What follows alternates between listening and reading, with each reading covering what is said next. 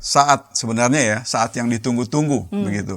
Kalau Abraham waktu itu sempat menyaksikan, mungkin dia terharu begitu, saya membayangkan. Bayangkan, lebih dari 10 generasi kemudian, akhirnya Tuhan memilih Yosua. Jadi kita bisa melihat di sini, memang harus ada semacam pergerakan untuk masuk ke dalam negeri atau tanah yang dijanjikan itu. Dan memang caranya ialah tadi kita sudah mendengar dengan penaklukan militer. Kitab Yosua ini jelas adalah produk dari zaman dan budaya yang tersendiri, begitu. Ini harus kita lakukan, sebab kalau tidak, maka praktis orang yang membaca akan menempatkan dirinya sebagai bagian dari orang-orang Israel kuno tanpa memperhatikan apa yang dihadapi oleh orang-orang Israel pada waktu itu dipimpin oleh Yosua.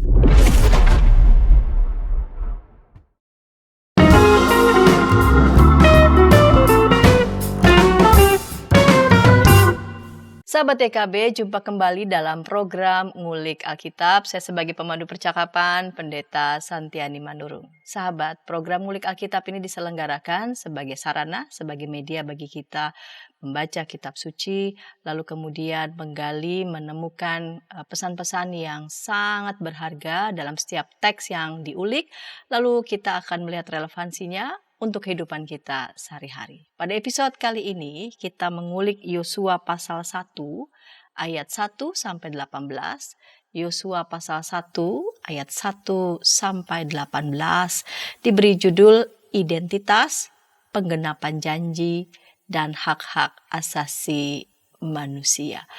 Dan yang akan mengulik teks Yosua pasal 1 ayat 1 sampai 18 telah hadir di studio Bapak Pendeta Agustinus Setiawidi THD. Salam jumpa Bapak Pendeta. Salam jumpa Bu Pendeta Santi.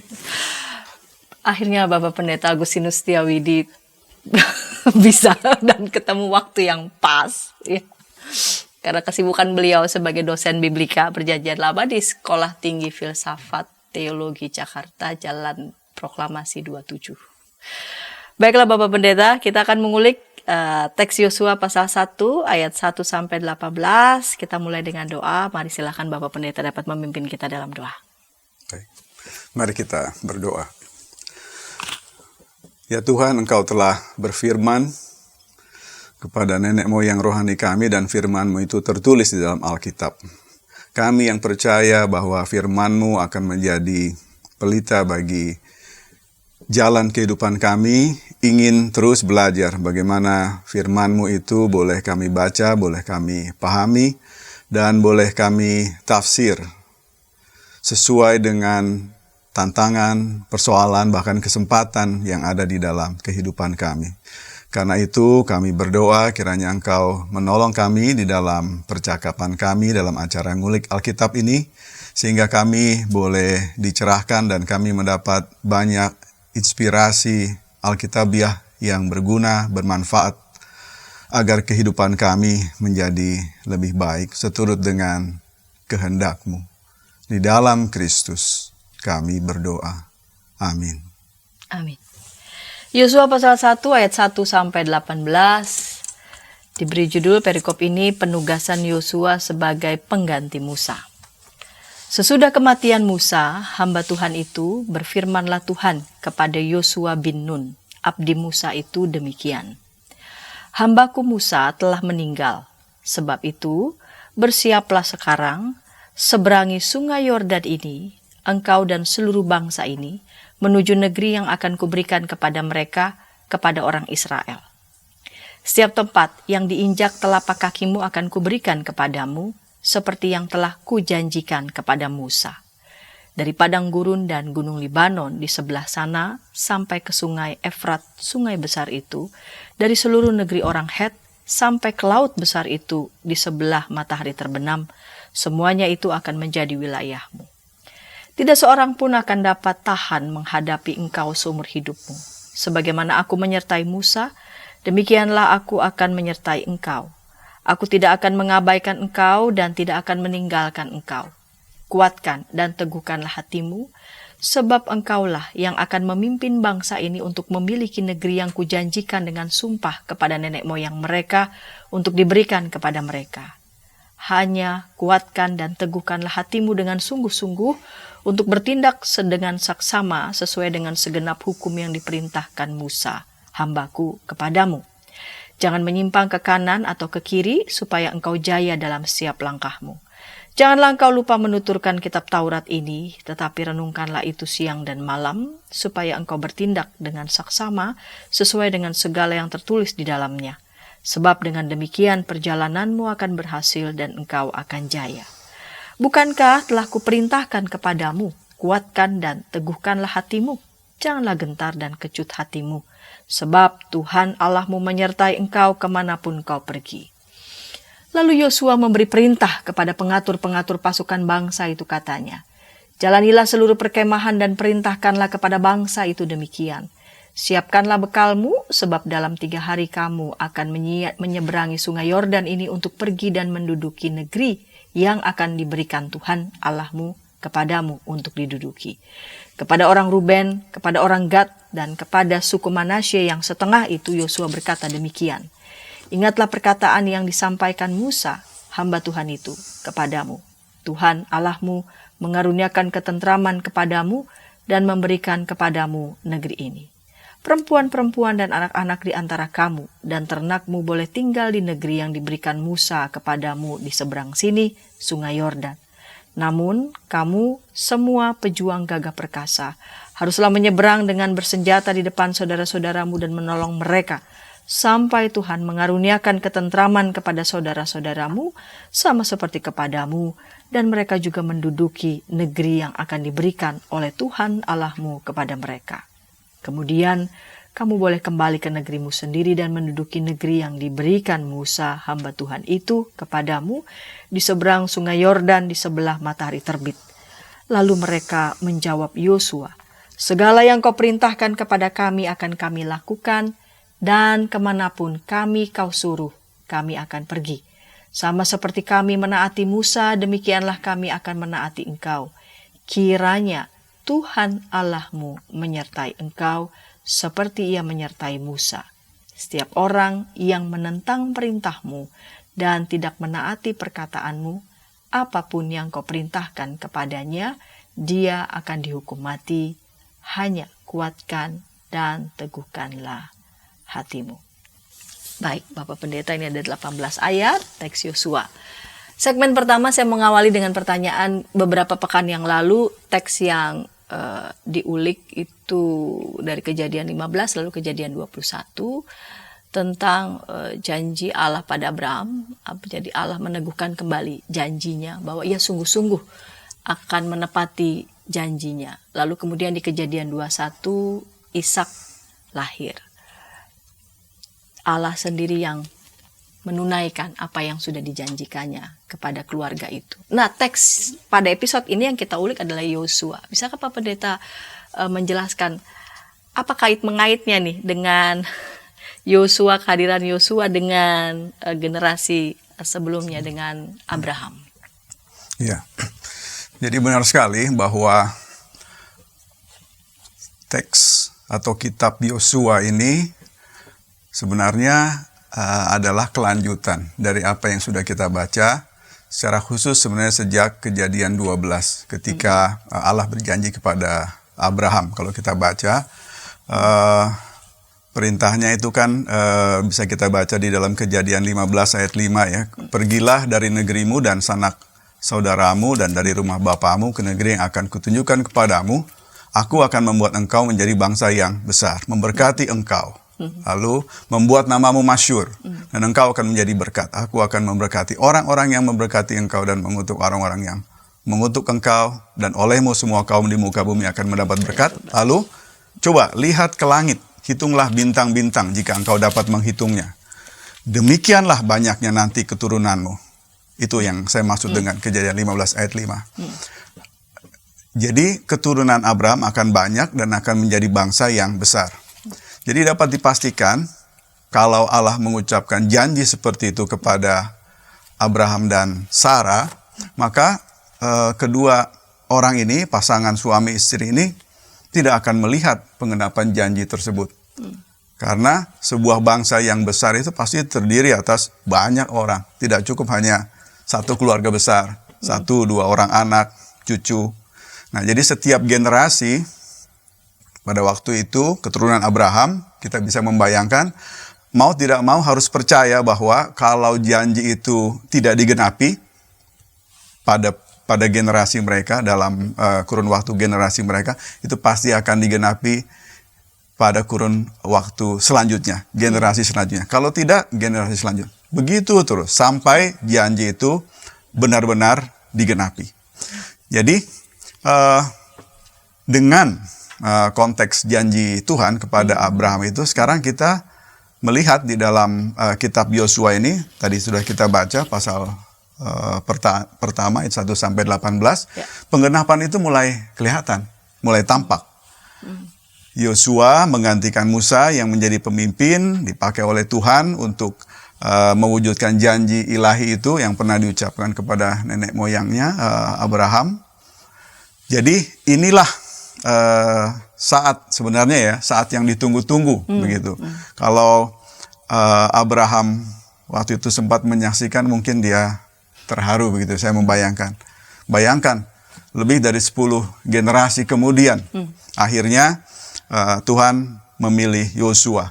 Tadi sudah kita baca, kuatkan, teguhkan hatimu, sebab engkaulah yang akan memimpin bangsa ini, memiliki negeri yang kujanjikan dengan bersumpah kepada nenek moyang mereka. Nah, kalau Abraham dengar itu, dia pasti terharu, mungkin menangis begitu ya. Oh, akhirnya Tuhan menepati janji. Walaupun belum benar-benar digenapi, tetapi sekarang Yosua akan masuk ke tanah yang dijanjikan, negeri yang akan dijanjikan. Jadi itulah kaitannya Yosua dengan apa yang sudah dijanjikan oleh Tuhan kepada nenek moyangnya. Pertama-tama kepada Abraham dan Sarah. Ya. Jadi menarik nih Pak Pendeta, jika Abraham masih hidup begitu, katakanlah diandaikan, dia sungguh terharu bahwa Allah tidak hanya menggenapi janji bahwa mereka memiliki keturunan ya dari Sarah sendiri, melainkan juga banyak keturunan. Nah, teks yang kita akan ulik di episode kali ini adalah teks Yosua. Bisakah Bapak Pendeta berikan gambaran secara umum ya? Teks Yosua ini bicara tentang apa secara umum? Ya. Kalau kita membaca teks atau kitab Yosua secara utuh dari awal sampai akhir, sebenarnya kita menemukan pola atau pembagian yang cukup jelas begitu. Ini memberi kesan ya kalau kita membaca kitab Yosua. Memang ini ditulis sebagai refleksi.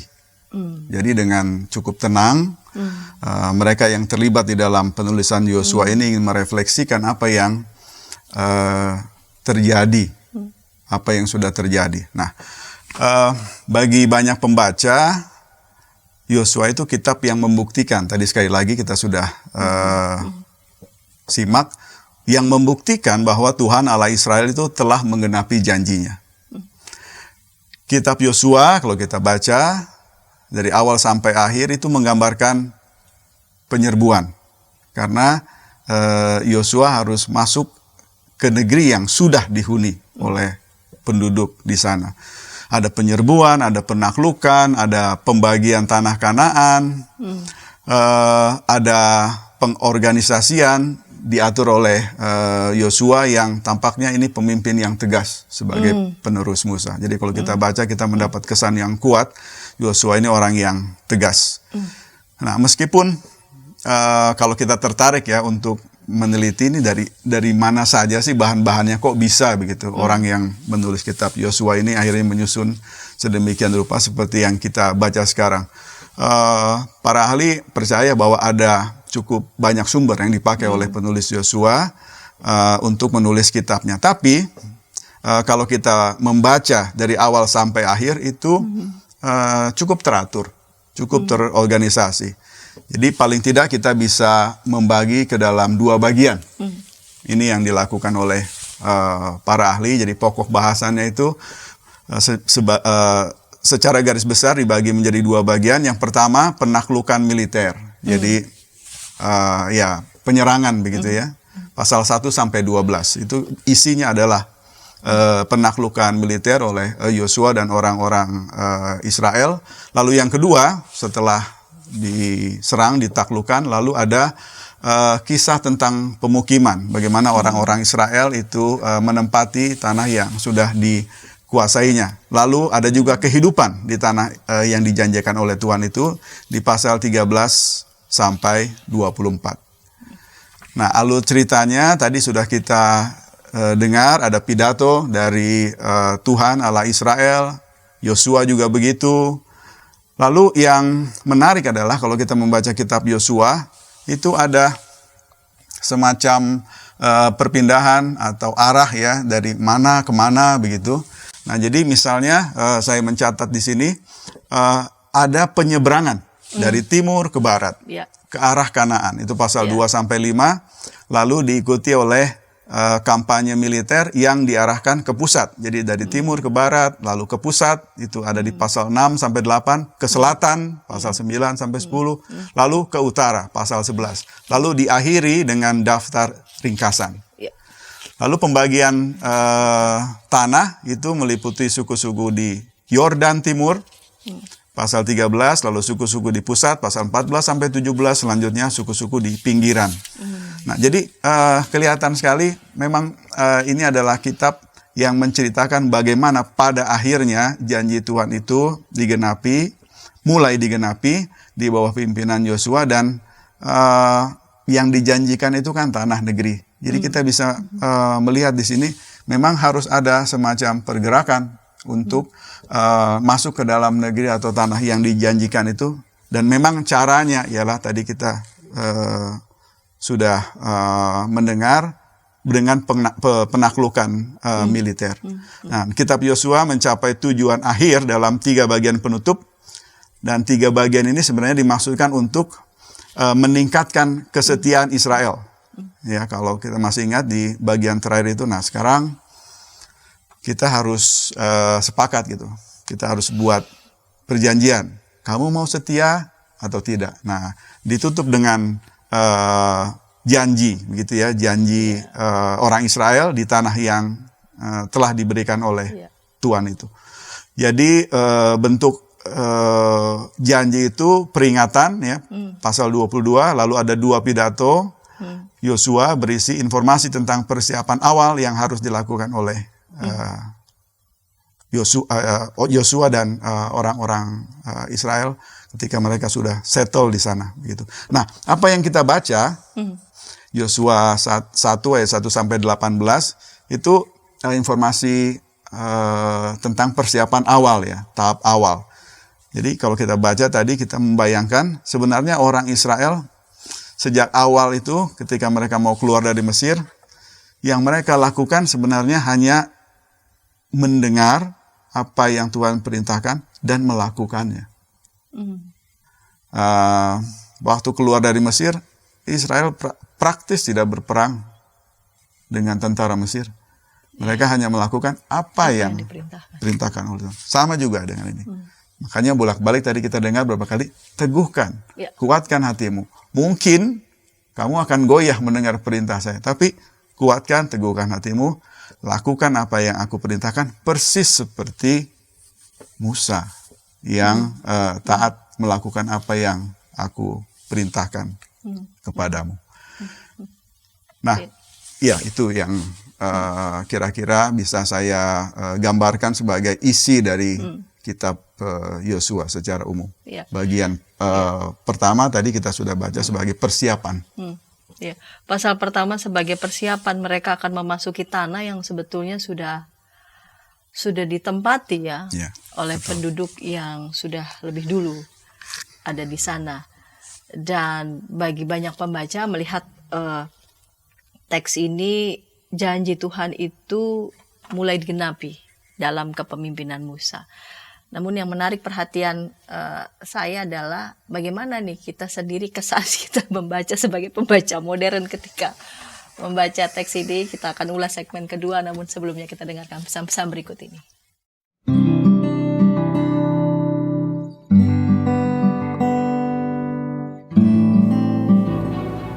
Hi folks, this is Daily Spirit for Youth, a daily devotional that helps you grow closer to God and apply His Word to your life. Daily Spirit for Youth dapat Anda saksikan hari Senin sampai Sabtu pukul 4.30 waktu Indonesia Barat di channel YKB TV. Kita jumpa dalam acara Pembangunan Jemaat. Pembangunan Jemaat setiap Senin di minggu kedua dan keempat pukul 20 waktu Indonesia Barat. Dapat Anda nikmati di channel YKB TV.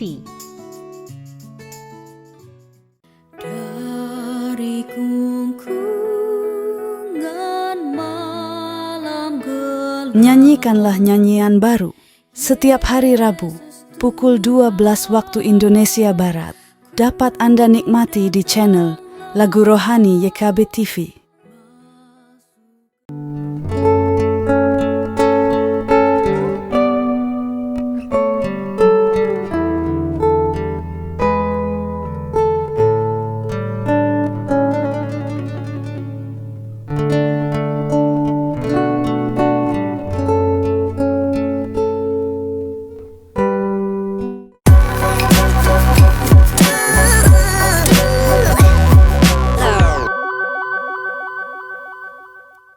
Sahabat YKB, senang masih bersama dengan kami dalam program Ngulik Alkitab. Pada episode kali ini kita mengulik Yosua pasal 1 ayat 1 sampai 18, teks Yosua pasal 1 ayat 1 sampai 18, diberi judul Identitas, Penggenapan Janji dan Hak-Hak Asasi Manusia. Saya sebagai pemandu percakapan, Pendeta Santiani Manuru, mengajak sahabat dapat berinteraksi di kolom komentar yang sudah tersedia. Jika para sahabat ingin mengajukan pertanyaan ataupun juga menyampaikan tanggapan dengan senang hati, narasumber pada episode kali ini, Bapak Pendeta Agustinus Setiawidi THD, akan dengan senang menjawab ataupun juga merespon komentar dari para sahabat. Silakan kita lanjut di segmen yang kedua ini. Pak Pendeta, di segmen pertama sudah menjelaskan teks ini secara umum ya, kitab Yosua, dan secara khusus pasal 1 ayat 1 sampai 18 bicara tentang persiapan.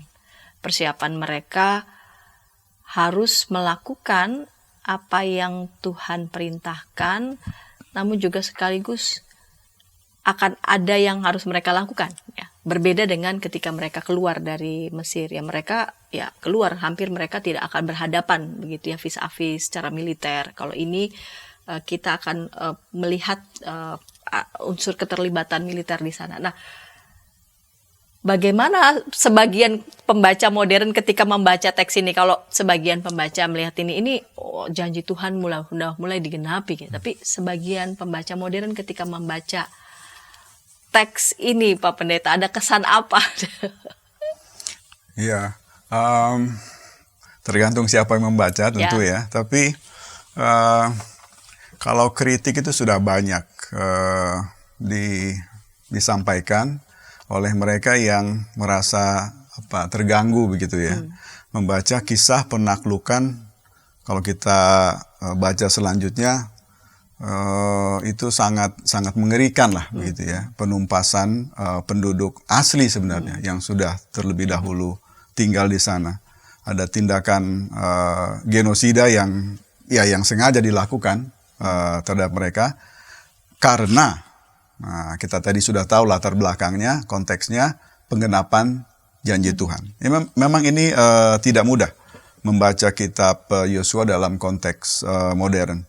Dalam konteks penduduk yang memiliki pengalaman serupa dengan penduduk Kanaan yang yang diserang begitu ya. Ya kita bisa membayangkan ketidaksetujuan bahkan pemberontakan. Apakah teks ini adalah pretext untuk setiap penaklukan, setiap infiltrasi, aneksasi dan sebagainya.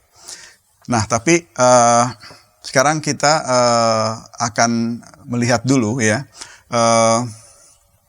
kitab Yosua ini konteksnya apa begitu. Kan tadi kita sudah tahu ini konteks tentang sebuah bangsa, ya, sebuah bangsa yang tadinya kecil lalu bertambah banyak dan akhirnya harus punya wilayah, punya tempat untuk tinggal.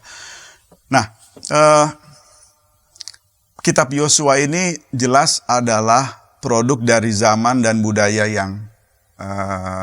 yang tersendiri, begitu. Ini harus kita lakukan, sebab kalau tidak, maka praktis orang yang membaca akan menempatkan dirinya sebagai bagian dari orang-orang Israel kuno tanpa memperhatikan apa yang dihadapi oleh orang-orang Israel pada waktu itu dipimpin oleh Yosua. Jadi konteks budaya pada waktu itu harus benar-benar kita perhitungkan. Jadi ini tidak boleh disangkal, tidak boleh diabaikan. Yosua memang membahas isu-isu yang masih menjadi perhatian pembaca kontemporer kita saat ini. Nah, saya akan masuk kepada apa yang menjadi persoalan inti, yaitu identitas sesuai dengan judul. Kalau kita sudah tahu bahwa Yosua adalah awal dari pengenapan janji Tuhan kepada nenek moyang Israel, Abraham. Nah, sekarang ada satu topik yang erat kaitannya dengan apa yang dilakukan oleh Yosua dan orang-orang Israel ketika mereka menaklukkan Kanaan, yaitu identitas. Dan jelas ini berarti terkait dengan siapa mereka sebagai umat Tuhan. Tapi pembaca modern juga akan bertanya, bagaimana kemanusiaan kita, ya, kita sebagai manusia itu kita tafsir sebagai karunia Tuhan. Bagaimana kita menghargai kemanusiaan ini, terutama kalau kita bayangkan penduduk Kanaan pada waktu itu, mereka kan sudah di situ lebih dulu, begitu. Bagaimana kita bisa menghargai mereka? Apa tanggung jawab kita sebagai manusia? Lalu kalau ada janji Tuhan, ada yang sudah digenapi, lalu bagaimana dengan apa yang tidak digenapi? Apa hubungan umat Allah dengan tanah yang telah dipercayakan kepada mereka? Dan begitu banyak pertanyaan-pertanyaan kontemporer yang bisa kita ajukan. Nah, sekarang saya mau membahas tentang identitas, menghubungkannya dengan teori ya sebenarnya. Karena kita tahu Alkitab itu punya jarak yang jauh dengan kita. Betul. Sehingga banyak informasi yang sulit kita kita harus konfirmasi, akurasinya jelas tidak seperti kalau kita melakukannya di zaman yang sekarang. Nah, kalau kita membaca Perjanjian Lama, maka kita membayangkan orang Israel itu adalah orang yang berasal dari luar Kanaan. Kan Abraham dan keluarganya itu berasal dari Mesopotamia, dari luar Kanaan. Nah, sementara itu kita tahu juga bahwa para ahli banyak melakukan penelitian termasuk penggalian arkeologis. Salah satu penemuan yang erat kaitannya dengan pertanyaan siapa sih sebenarnya orang-orang Israel itu, nah itu terkait dengan apa yang oleh para ahli dikenal sebagai stela Israel dari Merneptah, dari Mesir sebenarnya ini. Nah, ada semacam tugu di situ. Nah, di dalam tugu peringatan Merneptah itulah, ya, pemimpin Mesir pada waktu itu abad ke-13 untuk pertama kali. Jadi ini untuk pertama kali kita menemukan Israel. Inilah rujukan atau informasi yang paling tua tentang Israel di dalam prasasti itu, stela atau semacam tugu. Dan kalau kita membaca di dalam tugu itu, Israel itu jelas sama dengan kelompok sosial. Bukan negara, bukan bangsa. Jadi Israel itu adalah kelompok yang sama dengan kelompok-kelompok sosial yang lain yang berjuang untuk mempertahankan hidup dengan berbagai macam cara. Nah, jadi ini menarik karena Israel sebagai negara memang baru muncul kemudian. Tapi Israel pada awalnya itu adalah kelompok sosial, sama seperti kelompok-kelompok sosial lainnya. Mungkin kita pernah dengar ya, Sashu, Haviru. Nah, jadi kelompok-kelompok sosial. Nah, kelompok sosial ini mendapat kesempatan untuk bersatu ketika Mesir mulai lemah. Nah, mungkin ya para ahli menduga bahwa ketika Mesir mulai lemah inilah banyak kelompok-kelompok sosial yang membebaskan diri, karena waktu itu kan Mesir sangat kuat. Cerita tentang perbudakan itu menggambarkan bagaimana Mesir sangat kuat, sehingga banyak kelompok-kelompok sosial yang pada waktu itu ya menjadi tenaga kerja budak yang kita kenal ya. Jadi Israel pernah hidup di dalam perbudakan di Mesir. Nah, ketika Mesir mulai lemah, ketika itulah banyak kelompok-kelompok yang membebaskan diri, termasuk orang-orang yang kelak disebut sebagai Israel. Nah, kalau ini didukung oleh penelitian arkeologis, karena ketika Mesir mulai lemah, ya, daerah-daerah yang tadinya kosong di wilayah Palestina itu cepat sekali terisi. Nah, jadi ada gelombang perpindahan, ya, migrasi, orang-orang yang pindah dan menduduki dataran-dataran tinggi tertentu, dan itu tiba-tiba drastis begitu, dan itu bertepatan dengan lemahnya Mesir. Nah, jadi ini sebenarnya kan refleksi bisa jadi apa yang kita dengar atau kita baca sebagai keluar dari Mesir itu adalah peristiwa ketika Mesir memang sedang lemah, Israel keluar. Banyak yang tidak setuju begitu ya. Yang setuju akan melihat Israel sebagai penduduk asli Kanaan sebenarnya. Nah, ada salah satu penelitian sebenarnya yang dilakukan oleh para arkeolog yang mengambil kesimpulan bahwa kalau dilihat dari DNA-nya, orang Israel itu adalah orang Kanaan, penduduk asli, bukan orang yang keluar dari orang yang dari luar Kanaan. Jadi penduduk asli. Apa buktinya? Nah, ini lagi-lagi kita berbicara tentang penemuan arkeologis. Artefak-artefak, jadi perkakas-perkakas yang dimiliki oleh orang-orang Israel kuno ya, ditemukan itu sama semua, mirip, tidak ada bedanya dengan perkakas alat-alat rumah tangga yang dimiliki oleh orang-orang Palestina atau orang Kanaan begitu. Nah, jadi kalau begitu apa signifikansinya kalau itu? Apakah akan berubah teologi tentang janji Allah kepada Abraham lalu digenapi? Menurut saya tidak. Karena meskipun ya seandainya benar bahwa orang-orang Israel adalah penduduk asli Kanaan, orang-orang ini tetap adalah orang-orang yang merasakan kemerdekaan, pembebasan, dan mereka sadar bahwa yang membebaskan mereka adalah Tuhan, Adonai.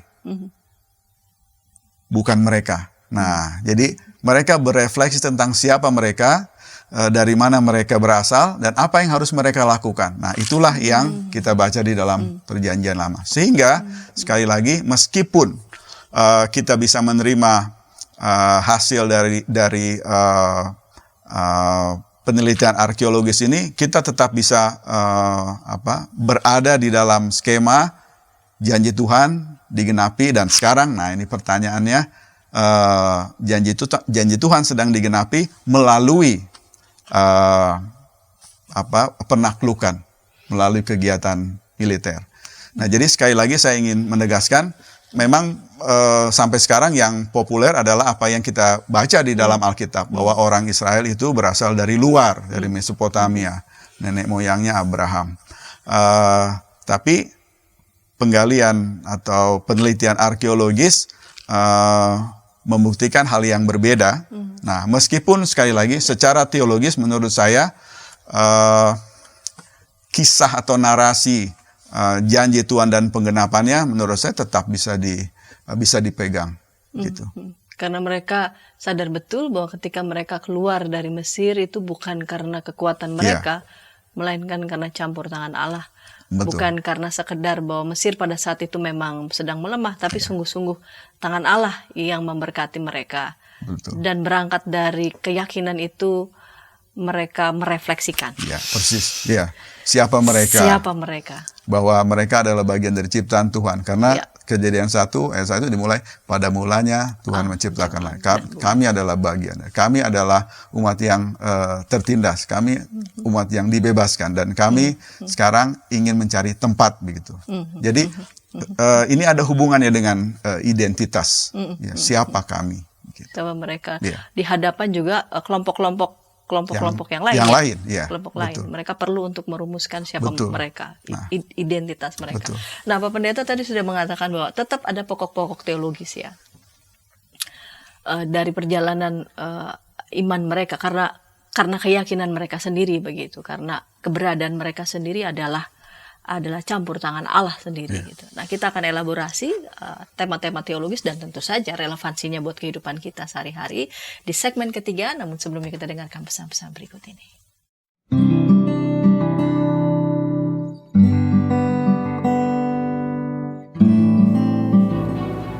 Hi folks, this is Daily Spirit for Youth, a daily devotional that helps you grow closer to God and apply His Word to your life. Daily Spirit for Youth dapat Anda saksikan hari Senin sampai Sabtu pukul 4.30 waktu Indonesia Barat di channel YKB TV. Kita jumpa dalam acara pembangunan jemaat.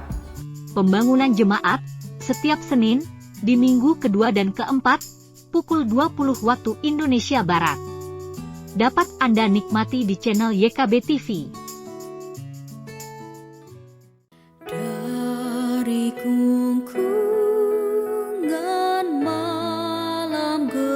Nyanyikanlah nyanyian baru setiap hari Rabu pukul 12 waktu Indonesia Barat. Dapat Anda nikmati di channel Lagu Rohani YKB TV.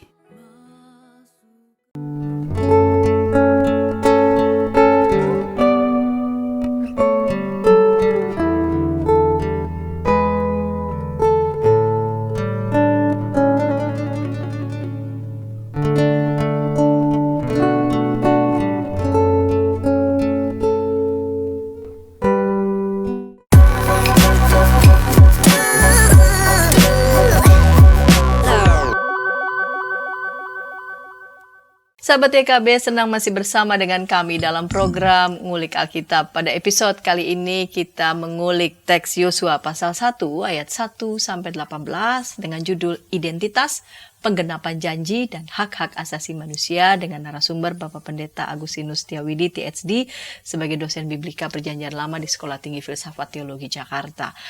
Jika para sahabat ada yang ingin menyampaikan pertanyaan ataupun komentar di kolom komentar, Bapak Pendeta sebagai narasumber pada episode kali ini dengan senang hati menjawab ataupun merespon komentar dari para sahabat.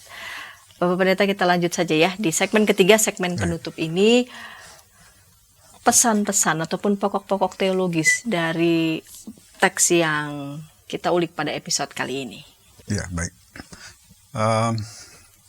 Kitab Yosua jelas adalah kitab yang berisi tentang refleksi teologis. Kalau kita baca tadi bagian yang awal ya, Yosua 1 ayat 1 sampai 18, itu jelas kita mendapat kesan yang kuat sekali bahwa Taurat itu sudah ada. Sudah ada. Nah, jadi ini adalah refleksi. Apa yang harus kalian lakukan? Nah, kira-kira begitu. Nah, yang pertama jelas tentang identitas. Nah, ini salah satu pokok teologis yang penting menurut saya, yang harus kita benar-benar pahami dari kitab Yosua. Jadi pertanyaan yang harus kita ajukan kan, siapa orang Israel yang dipimpin oleh Yosua itu sebagai keturunan Abraham yang diberi janji? Siapa mereka? Nah, ini terkait dengan identitas. Jadi kitab Yosua ini harus dibaca sebagai kitab yang berkisah tentang orang-orang yang memang memerlukan identitas, begitu. Nah, jadi dirancang, ya, kitab ini dirancang untuk menciptakan dan mendukung identitas dari sebuah kelompok yang kelak disebut Israel. Mereka adalah umat Tuhan, begitu.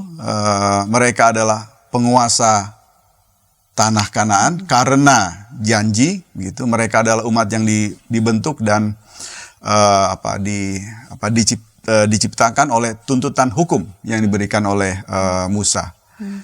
Nah, jadi kitab Yosua terkait dengan identitas ini berusaha untuk memberi informasi kepada pembaca bahwa harus ada keberanian.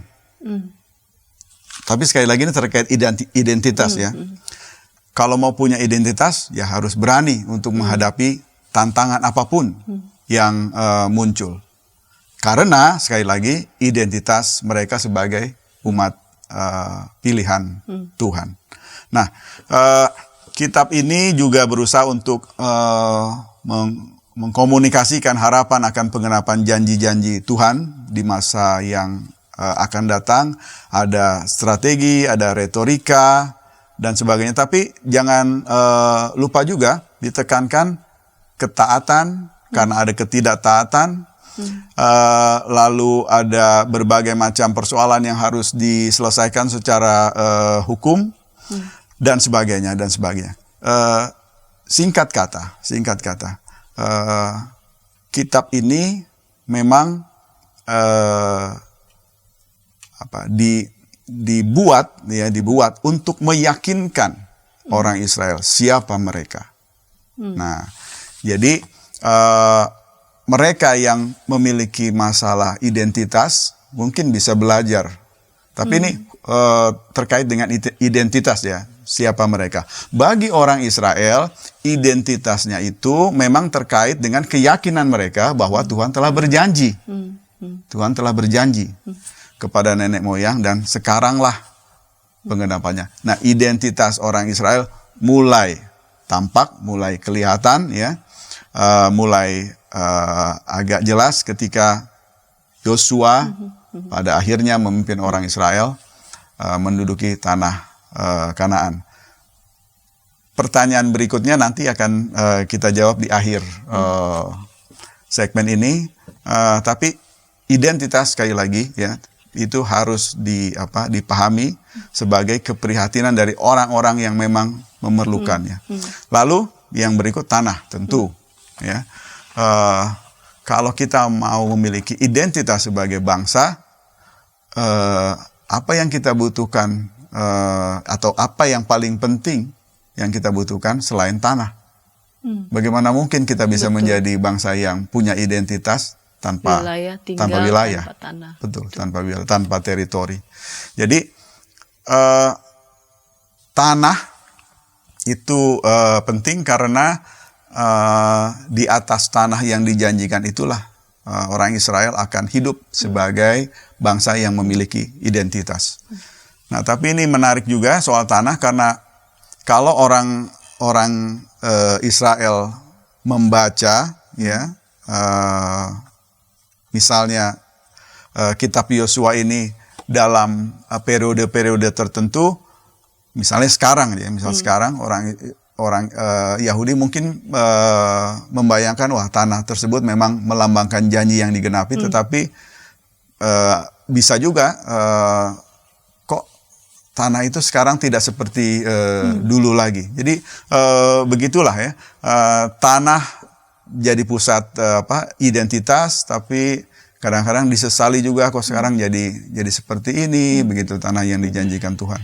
Nah, jadi tanah, ya, tanah itu sampai sekarang menjadi tema teologis yang masih relevan. Kita tidak akan menjawabnya, tapi siapa pemilik tanah Palestina yang sesungguhnya sekarang? Apakah klaim Alkitabiah masih tetap berlaku sampai sekarang dan selama-lamanya? Dan apakah klaim itu berarti bahwa tidak ada bangsa lain yang boleh tinggal di Palestina? Nah, itu pertanyaan-pertanyaan teologis terkait tanah. Yang berikut adalah penaklukan. Ini sebenarnya terkait ya dengan identitas dan tanah tadi.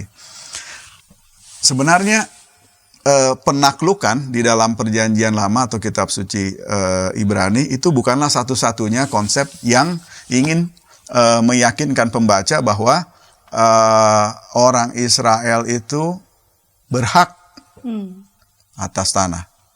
Jadi ada kisah-kisah perjalanan nenek moyang mereka di Kanaan yang sebenarnya sudah memberi petunjuk begitu. Misalnya mendirikan tempat-tempat suci, gitu kan.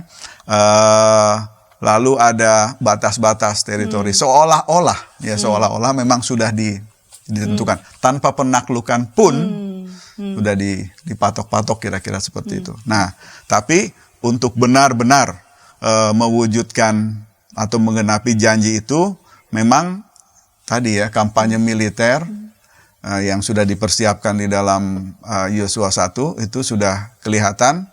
Nanti kita akan melihat bahwa kampanye itu ya benar-benar menjadi penaklukan yang bagi kita yang hidup di zaman sekarang ini ya mengerikan gitu. Karena ada pembantaian, pembunuhan dan sebagainya. Tapi sekali lagi kita harus membacanya sebagai bagian dari identitas umat atau bangsa yang ingin bersatu, memiliki visi dan misi bersama, dan karena itu harus punya tempat. Bagaimana supaya punya tempat? Mau tidak mau harus melakukan aksi kampanye militer. Nah, ideologi penaklukan ini menjadi penting bagi Israel pada waktu itu ya, karena pendudukan mereka atas tanah itu selalu terancam. Nah, ini sebagai catatan kalau kita membaca kitab Yosua, seolah-olah penaklukan itu terjadi hanya dalam 1, 2, 3 serangan. Tapi kalau kita membaca Hakim-Hakim, nah ini menarik, ternyata ya setelah mungkin beberapa wilayah dikuasai, sampai akhir kitab Hakim-Hakim misalnya kita membaca ada wilayah-wilayah yang tidak dikuasai. Kan tetap ada orang-orang asing di sana. Nah, jadi ini menarik karena orang Israel di dalam kitab Yosua dan juga Hakim-Hakim selalu merasa terancam. Selalu merasa terancam. Karena merasa terancam, mereka harus melakukan sesuatu. Kalau kitab Yosua ini kita pahami sebagai refleksi teologis, maka nanti kita akan tiba di tema teologis berikutnya, itu musuh-musuh. Ya mereka memang harus waspada begitu. Kan mereka ingin punya identitas. Kalau bisa jangan campur baur dengan bangsa-bangsa lain, karena bangsa-bangsa lain itu berbeda dengan kita. Mengancam identitas. Kira-kira begitu. Identitasnya terancam. Selain identitasnya terancam, ya tanahnya juga terancam. Karena itu perang menjadi menu hampir setiap saat begitu.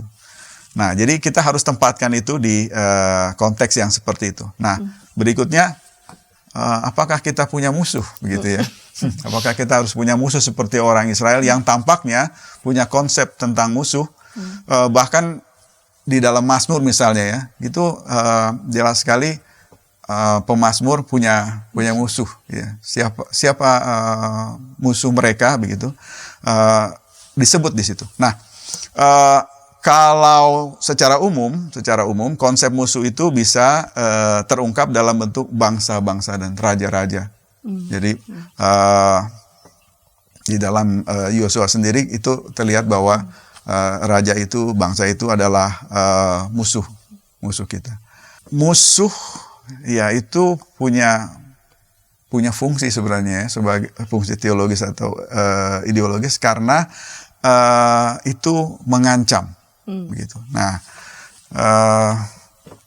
kalau ini kita baca dalam konteks masa kini, mungkin kita tidak bisa melakukannya persis seperti apa yang orang Israel kuno pada waktu itu lakukan. Kalau kita mau mengkonversinya menjadi musuh teologis, mungkin musuh yang mengancam keselamatan bersama, kesejahteraan bersama. Selalu saja ada musuh yang mengancam kehidupan yang telah Tuhan anugerahkan kepada kita. Nah, kalau secara positif, umat yang waktu itu baru ini mungkin berpikir seperti itu. Kita kan ingin agar kita hidup sesuai dengan jalan Tuhan, kehendak Tuhan, sesuai dengan Tauratnya yang sudah diberikan kepada Musa. Bagaimana caranya? Nah, kita harus hati-hati. Jangan sampai identitas kita terancam oleh bangsa-bangsa lain yang juga punya identitas masing-masing sendiri. Jadi, apakah ada ketakutan? Mungkin ya. Kalau ya kita mau kembali kepada periode di mana ini sebuah bangsa yang kecil yang mau memulai. Baru mulai. Jadi kalau ketakutan akan ancaman. Belum mapan. Iya, begitu belum mapan. Melihat orang lain sebagai musuh, masuk akal. Walaupun sekali lagi di dalam Taurat juga diatur bagaimana mereka harus memperlakukan orang asing, bangsa lain. Betul. Jadi mungkin ini adalah peristiwa atau pengalaman bangsa Israel di periode awal. Di periode awal. Oke. Nah, lalu yang berikut ada konsep, kalau dalam bahasa Ibrani itu cherem. Seperti pampasan perang yang harus benar-benar dimusnahkan atau diambil. Nah, memang ini mengerikan karena kalau kita masih ingat misalnya Raja Saul itu sempat tidak mau menaati perintah Tuhan untuk melakukan cherem ini karena dia menyisakan orang atau sebagian yang dikalahkan. Nah, jadi ini tidak mudah untuk kita pahami. Tapi banyak yang mengkategorikan cherem itu sebagai najis dan suci. Maksudnya begini, kalau orang Israel pada waktu itu ya sedang meneguhkan identitas mereka, maka konsep suci dan najis ini menjadi penting buat mereka. Kalau itu berasal dari bangsa lain, berarti najis. Kalau sudah najis, ya udah, buang aja semuanya. Semuanya buat Tuhan. Itu bukan buat kita. Kita tidak boleh memegang yang najis dan sebagainya. Jadi sekali lagi ini adalah refleksi teologis kalau menurut saya, yang amat sangat mendalam. Kalau kita membayangkan sebuah bangsa yang baru mau memulai mewujudkan visi dan misinya. Ya, selanjutnya tentang hak-hak asasi manusia begitu ya. Ini dan relevansinya buat kita. Iya, relevansinya buat kita. Sebuah pertanyaan yang tidak mudah. Apa relevansi kitab Yosua bagi kita? Kalau isinya adalah penaklukan militer yang seperti ini, meskipun ini adalah bagian dari janji yang akan digenapi. Saya hanya akan merujuk kepada apa yang tadi saya sudah garis bawahi, bahwa kita harus mengembalikan kitab Yosua ini kepada konteksnya. Sebab kalau tidak, akan mudah sekali kita meniru, mengimitasi apa yang dilakukan oleh Yosua dan orang Israel, hanya karena kita punya teks seperti ini. Padahal teks ini berasal dari konteks tertentu. Jadi kita tidak bisa mengabaikan begitu saja konteks Yosua pada waktu itu ya, sebagai bagian dari cita-cita, visi misi bangsa yang kecil yang baru mau memulai memulai kehidupannya di negeri orang lain sebenarnya di negeri yang sudah ditempati oleh orang lain. Nah, jadi kalau kita mau membaca kitab Yosua, maka menurut saya kita harus menempatkannya di dalam konteksnya. Sebab di dalam sejarah penafsiran kitab Yosua itu sendiri, ini sebenarnya tema atau pertemuan yang berbeda, yang panjang sekali. Kita bisa melihat sebenarnya seperti benang merah begitu, bahwa dari waktu ke waktu kitab Yosua ini dipakai sebagai bukti bahwa Allah mendukung penaklukan sebagaimana yang dilakukan oleh Yosua. Bahkan tidak jarang sampai saat ini saya mendengar gereja, dalam hal ini orang Kristen yang percaya bahwa apa yang dilakukan oleh pemerintah Israel yang sekarang itu dapat dibenarkan karena itulah yang harus dilakukan berdasarkan pembacaan dan penafsiran atas Yosua. Nah, saya pikir tidak semudah itu. Kita harus memperhatikan banyak hal, terutama konteks ketika Yosua dan orang Israel itu menaklukkan bangsa yang sudah ada di sana dalam rangka pengenapan janji dan dalam rangka refleksi teologis. Siapa mereka, dari mana mereka berasal, apa yang harus mereka lakukan. Dan nanti pada saatnya di akhir kitab Yosua kita membaca sekali lagi, memang ini persoalan identitas. Kamu mau setia? Ya, betul. Kamu mau setia atau tidak? Kalau kami milih setia pada kira-kira seperti itu.